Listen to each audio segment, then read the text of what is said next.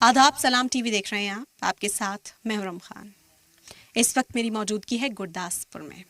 गुरदासपुर एक बेहद अहम जगह पंजाब की, जिसका जिक्र करना बेहद ज़रूरी हो जाता है।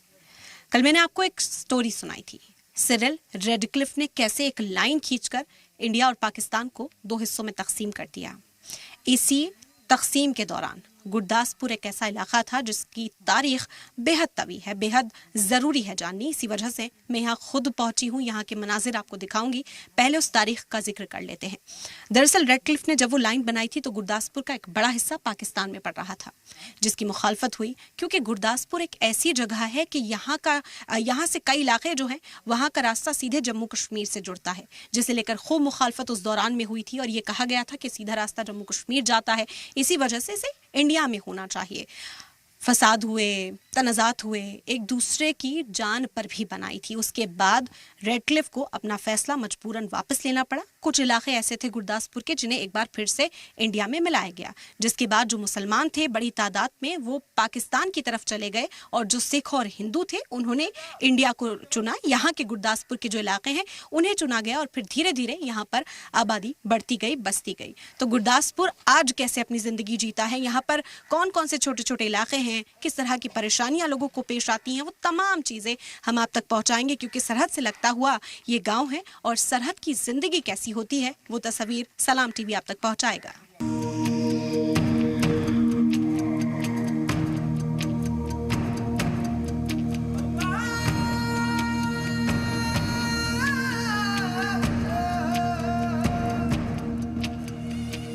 तकसीम हिंद की तारीख में कुछ ऐसे वाकयात हैं जो वक्त की धूल में छुप गए, लेकिन उनकी गूंज आज भी सरहदों पर सुनाई देती है।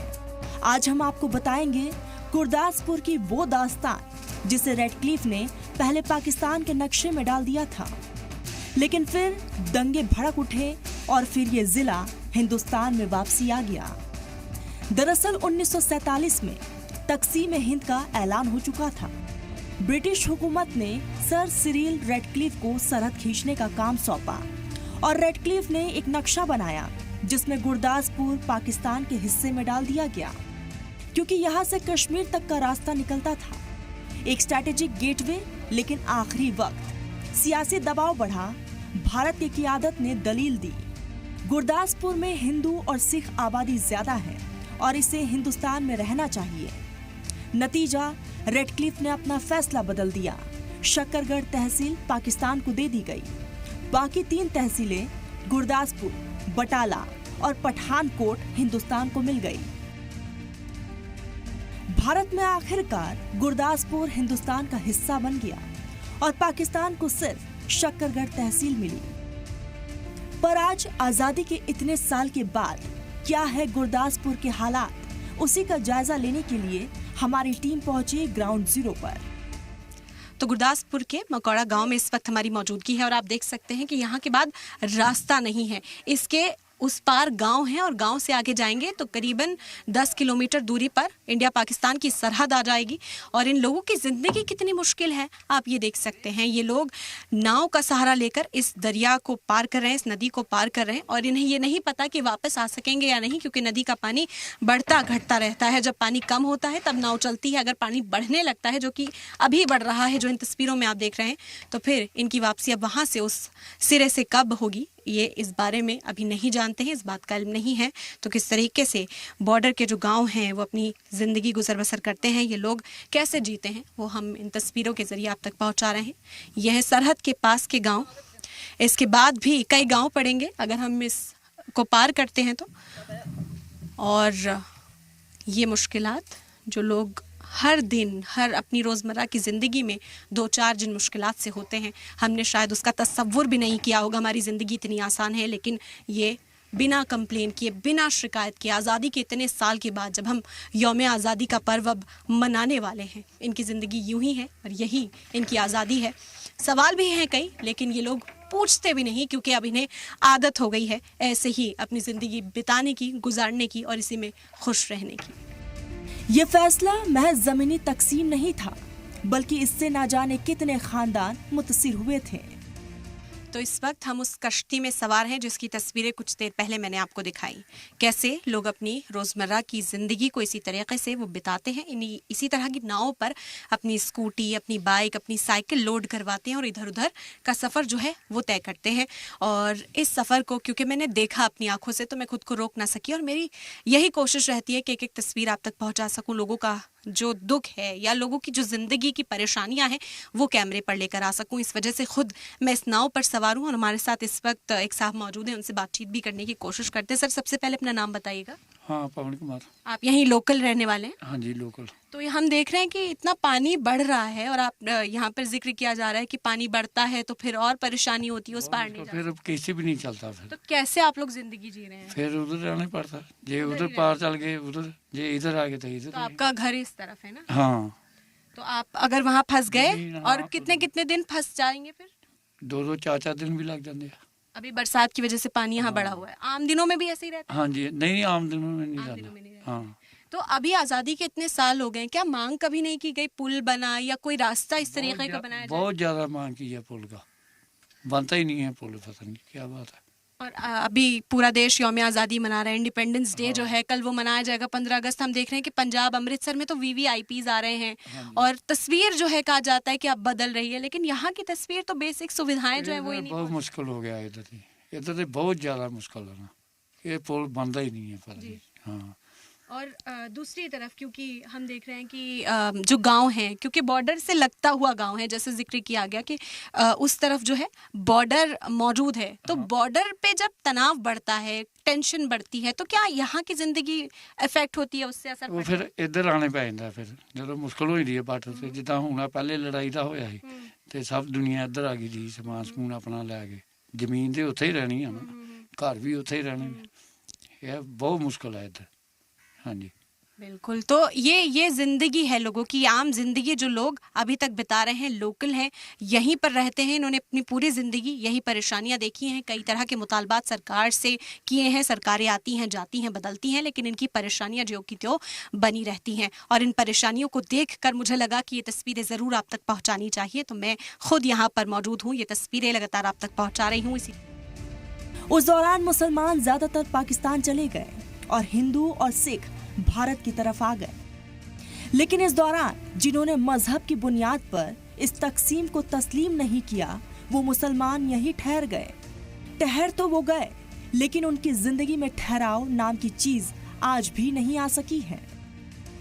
तो मकारा गांव की तस्वीरें मैं इस वक्त दिखाने के लिए आपको खुद यहाँ पर पहुंची हूँ। एक तस्वीर वो भी आपने देखी किस तरीके से रावी नदी का जो पानी है वो यहाँ पर बढ़ता जा रहा है, आसपास के जो गांव हैं वो अफेक्टेड हैं। और इस दौरान क्योंकि हम इंडिपेंडेंस डे अपने मुल्क का सेलिब्रेट करने वाले हैं, कल ही आज़ादी के इतने सालों के बाद क्या तस्वीर बदली है, असल में क्या तस्वीर बदली है, वो हम आप तक पहुँचा रहे हैं। इस वक्त कुछ और लोग हमारे साथ हैं, आपसे आपका नाम जानेंगे सबसे पहले।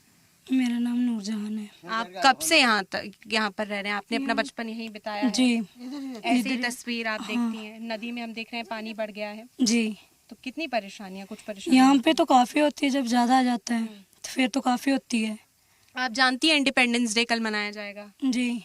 और कहा जाता है इतने साल हो गए आज़ादी को, बहुत सारी सहूलत जो है वो मिली है, यहाँ तक कोई सहूलत पहुँच रही है? कोई नहीं मिली, आपको कोई सूरत नहीं मिली। ठीक है, कोई सूरत नहीं मिली। आप पार 3-3 लाख का घास लेते हैं, हमारा वो भी खराब हो जाता है, जल नदी आती है। आप लोगों ने कोई कश नहीं देता, हम ऐसे ही बेचारे रहते हैं। और क्या कहते हैं, बॉर्डर जो है यहाँ से नजदीक है, तो बॉर्डर से टेंशन जब होती है तो आप लोगों के ऊपर असर पड़ता है क्या? उधर नहीं, हम इधर उरे रहने हैं, बॉर्डर दूर है। तो बॉर्डर की टेंशन से फिर आप लोगों को यहाँ से पीछे नहीं हटना पड़ता होगा। सर आप क्योंकि हाँ इस सर के पास चलते हैं, क्योंकि आपने एक लंबा अरसा यहाँ बिताया होगा जिंदगी का, जंग जैसे हालात जो हैं कभी कभी बन जाते हैं सरहद पर, कैसे असर पड़ता है जिंदगी पर? वो मारा फिर नसना पैंदा है, मंडी से जाना पैंदा, फिर की करिए जिस मौके पानी आ जाए भेज छोड़िए ਉਹਦੇ ਨਾਲ ਹੁਣ ਪਸ਼ੂਆਂ ਨੂੰ ਲੈ ਕੇ ਇੱਧਰ ਆਏ, ਉਧਰ ਫਸਲਾਂ ਵਿੱਚ ਡੱਕਣ ਨੂੰ ਜਗ੍ਹਾ ਨਹੀਂ, ਕਿਤੇ ਬੰਨਣ ਨੂੰ ਜਗ੍ਹਾ ਨਹੀਂ, ਕੀ ਕਰੀਏ ਫਿਰ? परेशानी होई डंगरां दी परेशानी। हुण इधर थोड़ी थोड़ी जगह लभ जांदी, बांधा थोड़ी जी बन्नण वास्ते, उधर बन्नण नूं भी जगह भी नहीं मिलती। तो आप लोगों का कामकाज यही है, ऐसे जानवर ये बेसी का काम है हमारा, ये भाई कमाना दे अपना खाना बस, मवेशियों का ही हाँ, काम है। मवेशी का काम। जी। तस्वीरें मैं कहूंगी रवि आप जरा दिखाएं कैसे ये लोग रहते हैं, इनका घर, इनका आशियाना, क्योंकि घर चाहे छोटा हो चाहे पक्का हो चाहे कच्चा हो, घर घर होता है, सुकून होता है, हमारा आशियाना होता है। लेकिन आज के दौर में 21st सेंचुरी में हम रह रहे हैं, हम कहते हैं हम चांद पर पहुंच गए, लेकिन लोग आज भी इसी तरह से रहने को जो है मजबूर है। इसी तरीके से ना खाना ना पानी, आप देख सकते हैं मवेशियों को, क्योंकि ये लोग पालते हैं तो मवेशी बंधे हुए आपको नजर आएंगे। और उसके बाद इधर पानी की सहूलत के लिए खुद ही ग्राउंड वाटर का इंतजाम किया है, हैंडपंप यहाँ पर है, और इसी तरीके से बस सब पल जाते हैं, सब इसी तरीके से रहते हैं। आपने भी कई दौर देखे होंगे, आपने जंगें भी देखी होंगी, कारगिल जंग जब हुई पाकिस्तान के साथ, क्योंकि जब इस तरह के गांव में हम पहुंचते हैं तो कहते हैं कि उधर की वजह से भी असर पड़ता है, वहाँ पे जो सरगर्मी होती है उसका असर यहाँ पड़ता है। तो आप लोगों ने इतना अरसा यहाँ गुजार दिया, कैसा कैसा वक्त देखा वो हम जानेंगे। कोई ऐसी कहानी जो आपको याद आती हो?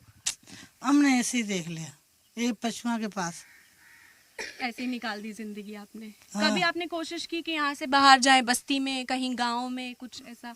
अपना को ठिकाना ही नहीं है, आपकी कड़ी कोई जगह है, हम ऐसे ही रहते हैं। तो क्या जो आपके पुश्तैनी जो दादा थे वो उन लोग कहाँ से ताल्लुक रखते थे? वो बाबे को पता है। कहाँ से आपका ताल्लुक है? पुराना ताल्लुक आपका कहाँ से? पुराना तालुक यार कुठुआ पठानकोट। कुठुआ का, कठुआ। हाँ कुठुआ का रहने वाला, बड़ा चेर का इधर ही जमे पले, बहुत चेर का इधर ही रहने वाला है जी। तो ये देखिए कि जिंदगी अब यहीं पर बीत चुकी है, और कंप्लेन्स अब जो हैं, शिकायतें जो अब हैं, अब वो शिकायतें ही बनकर रह गई। अब किससे क्या कहें, मुझे तो यही लगता है कि आप लोग अब हिम्मत क्या करते हैं कि आपको क्या चाहिए, सरकार से कुछ मांगे, इंतजामिया प्रशासन से कुछ मांगे। सरकार आपको ठिकाना दे दे तो अच्छी बात है, कि तो हम भी घर बना बनू के बैठ जाते हैं। तो जो नहीं ठिकाना मिले तो ऐसे ही बेचारे टाइम पास करे करने।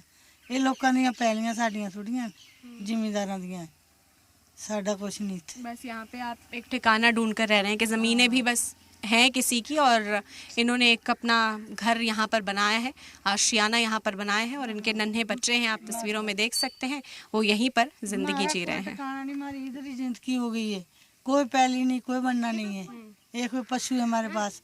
ये लोग को ठेका देते हैं तो फिर इधर टाइम पास करते हैं। फिर ये लोग पढ़ रहे हैं बच्चे, स्कूल जा रहे हैं कुछ? हाँ हाँ, स्कूल जाते हैं बच्चे, पढ़ते हैं। हाँ जी। तो कोई मदद नहीं मिलती सरकार से, कुछ सरकारी मुआवजा? कुछ नहीं, आप लोग को कुछ नहीं मिलता। अरे भा इत्थे ये साड़ियां भाई कोई महियां मार जान, कट्टियां रोड़ जान, सानू कुछ नहीं मिलता। ये भाई नू पूछ ले। ठीक है। और भी कुछ लोग हैं। सर क्या काम करते हैं आप, हम जानेंगे, क्या काम करते हैं आप?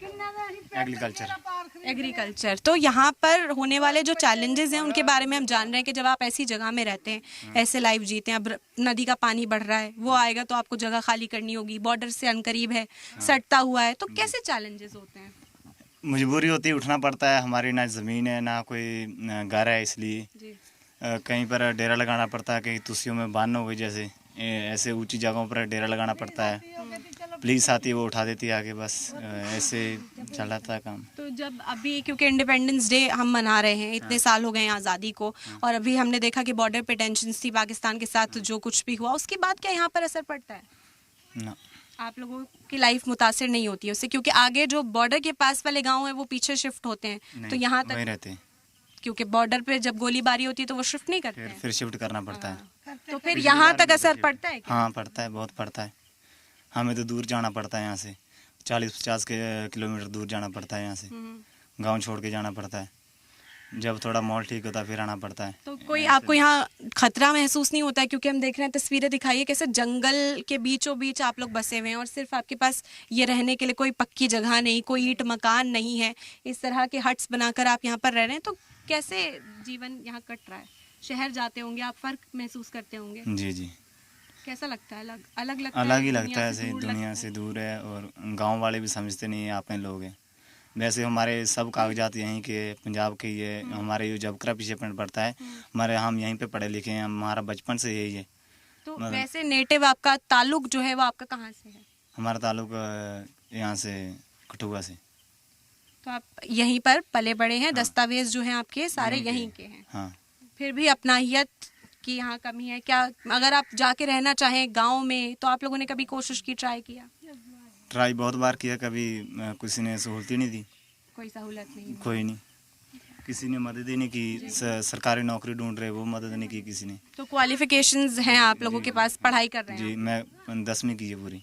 ठीक है, तो कोशिश है, राह ढूंढने की कोशिश कर रहे हैं कि शहर जाएं, गांव जाएं, राब्ता कायम करें, लेकिन जीवन वहीं के वहीं अभी है, क्योंकि काफ़ी परेशानियां हैं, जैसे कि आप देख रहे हैं। अब तस्वीरें खुद बयां करेंगी, मेरे पास शब्द नहीं, मेरे पास अल्फाज नहीं। ऐसी सिचुएशन को कैसे आप तक पहुंचाते हैं, इसी वजह से अपना कैमरा लेकर यहाँ पहुँचते हैं, अपना माइक लेकर यहाँ पहुँचते हैं, ताकि लोगों की आवाज़ भी आपको सुनवा सके और यहाँ की तस्वीर जो है वो भी आपको दिखा सकें। देखिए, यहीं से मिट्टी निकाली जाएगी, उसका चूल्हा बनाया जाएगा, लकड़ियाँ जलाकर उस चूल्हे पर खाना पकाया जाता है, क्योंकि ये मवेशी, ये जानवर बेच कर इनके पास जो भी पैसा आता है उसी से ये अपना पूरा सीज़न एक तरह से कहा जाए कि बिता देते हैं, गुजार देते हैं। तो कुछ ऐसी ज़िंदगी है मकौरा गांव की, गुरदासपुर की, जो बॉर्डर से सटे हुए एरियाज़ हैं। आज भी क्या हालात हैं वहाँ पर, सलाम टीवी इस वक्त आप तक पहुँचा रहा है। गुरदासपुर की ये कहानी हमें याद दिलाती है कि सरहदें सिर्फ नक्शों पर नहीं बदलती, बल्कि लाखों लोगों की जिंदगी, उनकी मोहब्बतें और उनकी कुर्बानियां भी बदल देती हैं। तकसीम की ये लकीरें आज भी हमें ये सोचने पर मजबूर करती हैं, क्या कोई नक्शा इंसानी जज्बात को तकसीम कर सकता है? तो आखिरकार कुछ इस तरह से गुरदासपुर हिंदुस्तान का हिस्सा बना। यहाँ पर जो गुरदासपुर तकसीम हुआ था इंडिया और पाकिस्तान के बीच, कुछ इस तरह से हिंदुस्तान को वापस मिला। तो मैंने वो तारीख भी आपको सुनाई इस रिपोर्ट के ज़रिए, और आज के हालात क्या हैं गुरदासपुर में, कौन कौन से गांव हैं, मकौरा गांव में रहने वाले जो लोग हैं वो कैसे ज़िंदगी गुजर बसर कर रहे हैं, और जो सरहद पर पड़ते गांव हैं उनके हालात क्या हैं, किस तरीके से अभी वो गांव बाढ़ से मुतासिर हैं। आज़ादी के इतने सालों के बाद जब हम यौम आज़ादी मना रहे हैं, एक बार फिर से पूरा मुल्क जश्न में डूबा हुआ है, तो कुछ इस तरह की तस्वीर जो है वो सरहदी इलाकों से सामने आती है। एक एक मंजर आप तक पहुंचाऊंगी, एक एक सच्चाई आप तक पहुंचाऊंगी। फिलहाल के लिए इजाज़त चाहूंगी। कैमरामैन रवि के साथ मैं रम खान, सलाम टीवी, गुरदासपुर।